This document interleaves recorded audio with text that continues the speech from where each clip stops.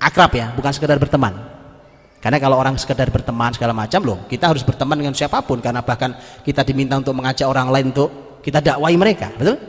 Tetapi ini dengan siapa anta akrab.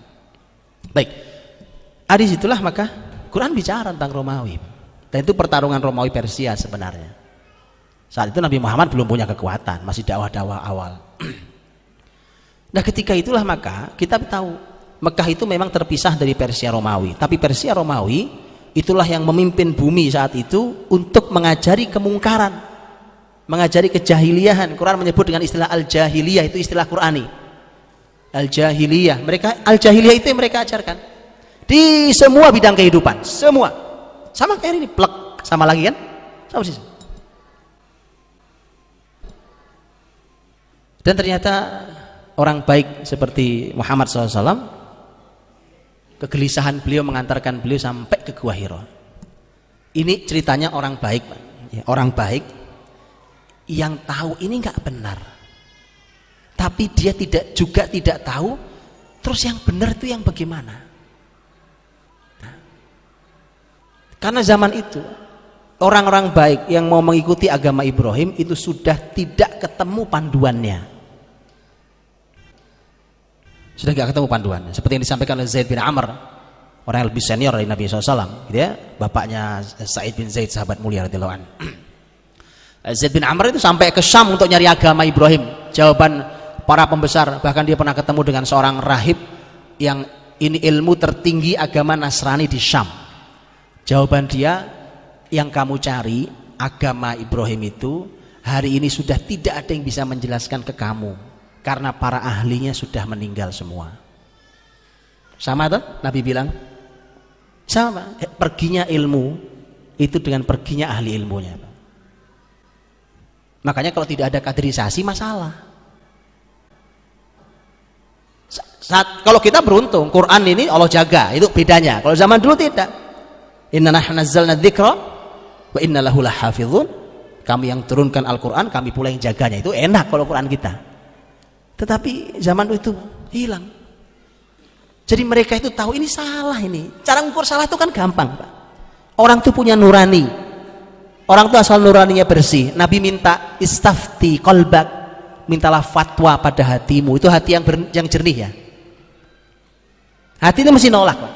Nabi katakan al-ithmu al-kadzibu riba, dusta, bohong, itu menimbulkan keraguan dalam hati.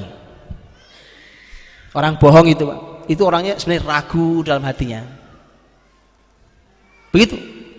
Karena itulah maka tidak mudah buat orang-orang yang suka bohong itu menyimpan kebohongannya, nggak mudah, Pak. Begitu ditekan, diinterogasi gitu, nggak lama ngaku. Karena orang ragu. Beda dengan keyakinan, iman itu keyakinan, tertancap kuat dia pegang. Nah, inilah yang tadi Nabi katakan bahwa mintalah fatwa pada hatimu itu, ternyata minta fatwa pada hati yang jernih itu gampang ukurnya. Ini kalimatnya Zaid bin Amr tadi yang saya katakan. Zaid bin Amr itu sebelum Nabi Muhammad ya, lebih senior dari Nabi Muhammad.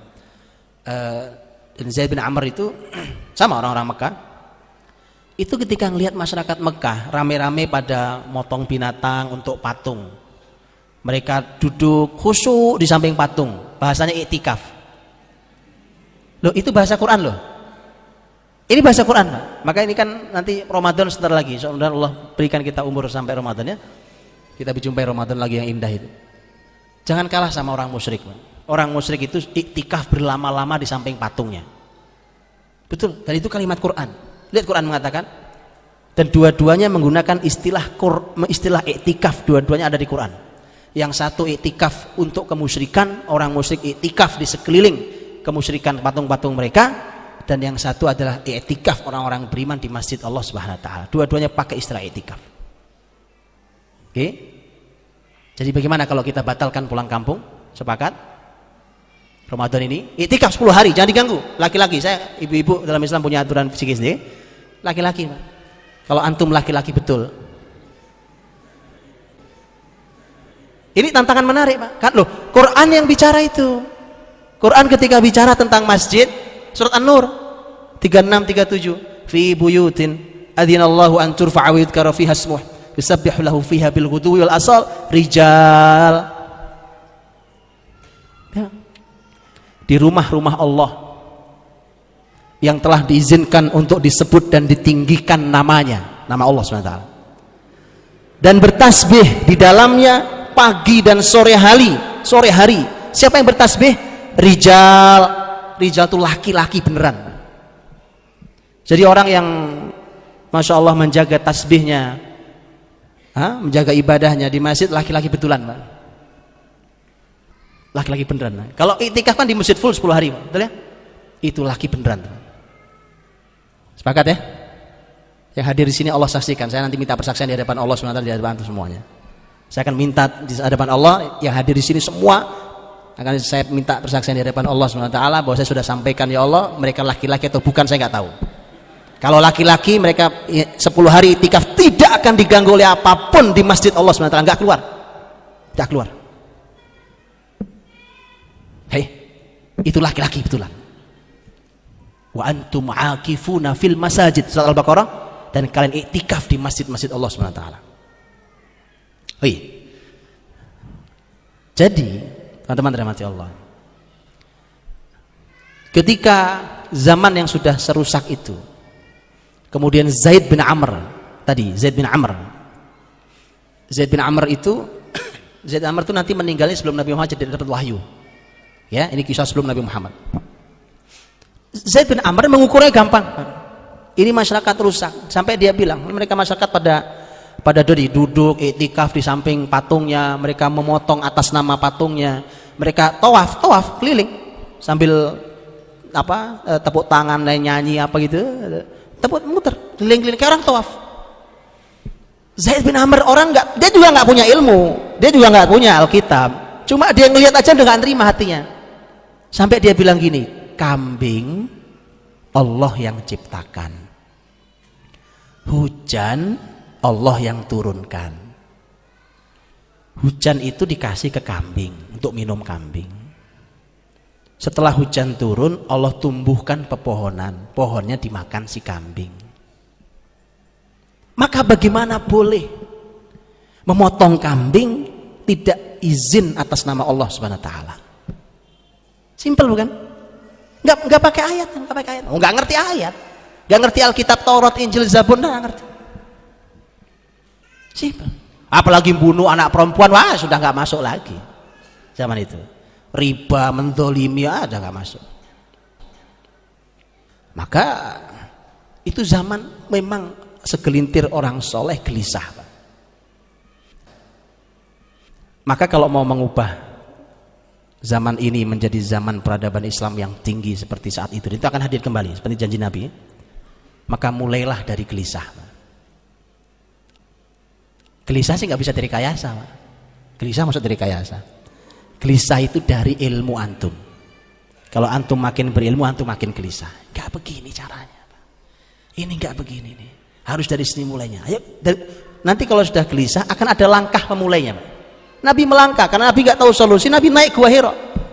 Sudahlah, coba kita renungi. Makanya yang dilakukan Nabi di Gua Hira itu ibadah dan tafakur. Kan itu Gua Hira itu kan tinggi gitu ya, karena dia di gunung. Para ahli sejarah mengatakan bahwa dulu kalau dari Gua Hira itu terlihat Ka'bah tuh walaupun jauh terlihat. Jadi kalau ngelihat ke bumi, ngelihat kan di atas ya. Kalau ngelihat ke bawah, melihat rusaknya manusia, dan itu membuat orang-orang soleh menjadi gelisah. Maka saat itu pandangan mata tidak ada solusi lain kecuali melihat ke atas. Di atas ada langit yang luas, langit biru yang cerah.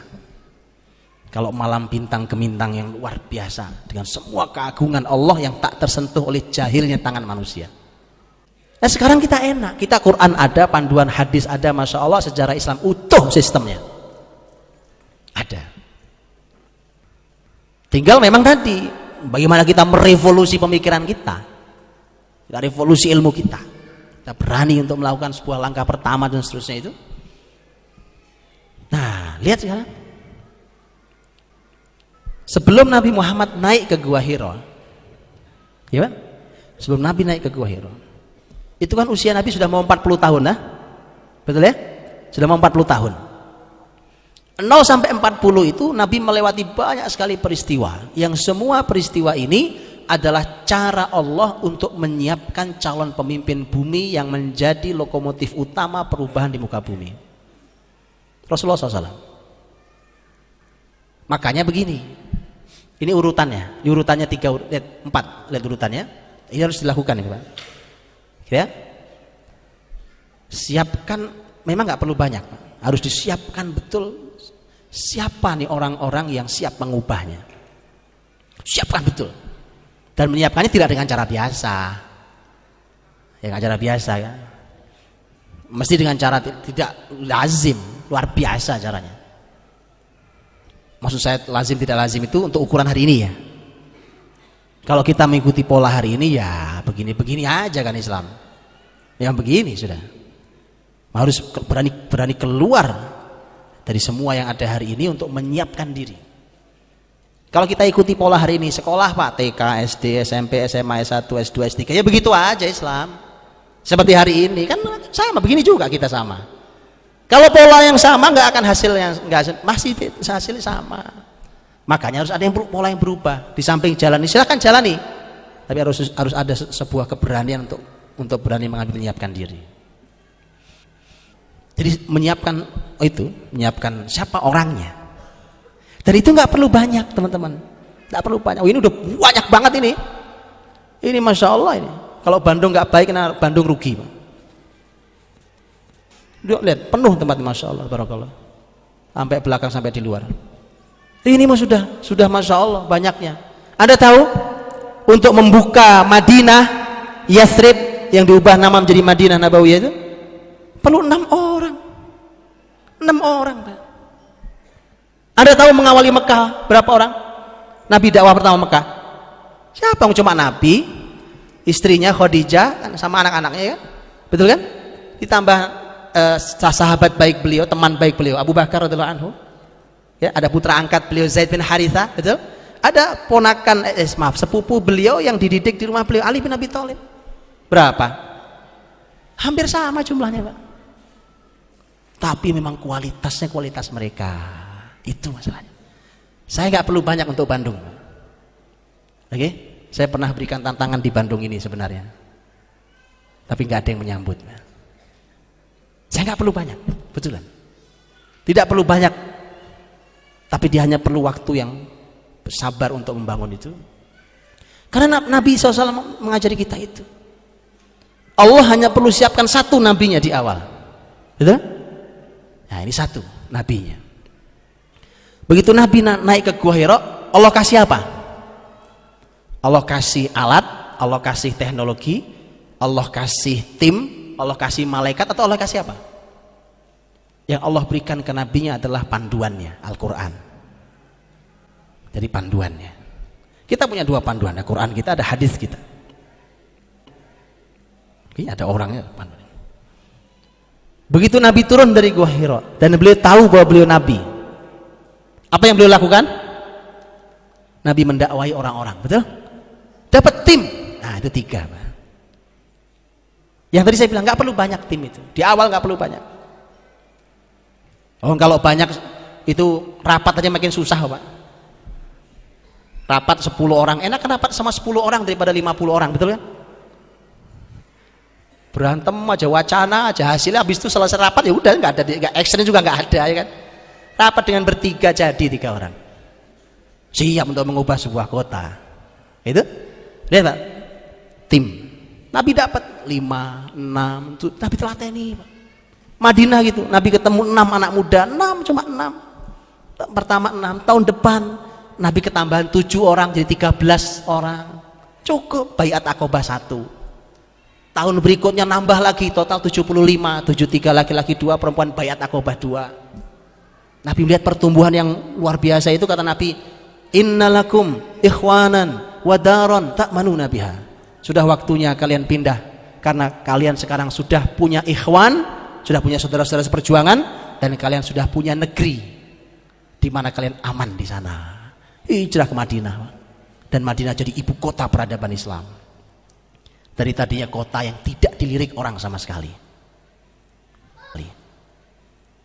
Dapat tim kan? Begitu dapat tim, pelan naik, makin banyak jumlahnya segala macam, kualitas makin naik segala macam. Ya harus seiring sejalan ya antara kualitas dan jumlah naik ya. Memang tidak mudah tapi dia harus dilakukan. Setelah itu Nabi memerlukan negeri. Innalakum ikhwanan wa daron, dar negeri. Perlu saya gini sebagai penutup. Saya tanya coba ini. Kalau kita mau nanya, Pak, kita ini sebenarnya ingin membuat pasar transportasi atau apapun yang islami. Tapi belajarnya di mana ya, Pak? Kemana antum belajarnya? Di kota mana di negeri ini? Bingung toh? Karena belum ada prototipenya, belum ada potretnya, belum ada. Maka Nabi perlu Madinah. Begitu Nabi ambil Madinah, semua sistem syariat Islam diterapkan di Madinah, di semua lininya. Begitu Nabi wafat, bahkan sebelum Nabi wafat, perkembangan Islam berkembang, Nabi wafat, Nabi dapat satu jazirah Arab. Oke? Setelah Rasul wafat diganti sahabat Abu Bakar, kemudian berikutnya Umar, Utsman, Ali dan seterusnya, terus makin luas. Kota-kota yang baru ditaklukkan itu ketika mereka mau mengislamkan diri, bagaimana caranya? Gampang, tinggal ke Madinah. Ditongkrongin aja, oh gini pasar Islam itu ya tahu. Mesti dibanding kok ke Yahudi. Gimana tuh, Pak? Karena kita memang tidak ada hari. Dan lihat Nabi SAW membuatnya. Rasul wafat. Sudah dapat negeri, Rasul wafat. 4 poin lah. Urutannya gitu. Nah itu kesimpulannya, bacanya silakan dibaca sendiri, kisahnya banyak ya. Anda lihat ya, bagaimana Allah siapkan. Memang harus ada satu yang memang menjadi pemimpin yang disiapkan betul. Kemudian ada panduan yang jelas, Quran, hadis Nabi SAW. Itu yang Allah berikan, harus kembali digali ulang ilmunya. Kemudian ada tim yang memang menerima panduan ini, dia pahamkan, diajarkan, dijalankan, diajarkan dan seterusnya. Sampai suatu hari mereka punya wilayah, di mana wilayah itulah tempat dia mengaplikasikan semua panduan ini dengan dikawal oleh orang-orang hebat ini. Gitu. Nah sisanya ngikut lah. Nanti antum bicara dinasti Bani Umayyah, dinasti Bani Abbasiyah, Andalus 8 abad, wah Turki Utsmani, zaman kebesaran Salahuddin Al-Ayyubi, Al-Ayyubiyah, Zengkiyah, itu belakangan. Ini panduannya akan sama, begitu terus. Begitu. Mudah-mudahan antum tambah bingung ya. Nggak tahu dari mana mulainya. Kalau kalian insyaallah begitulah, jam 11 sudah waktu saya habis. Dan mudah-mudahan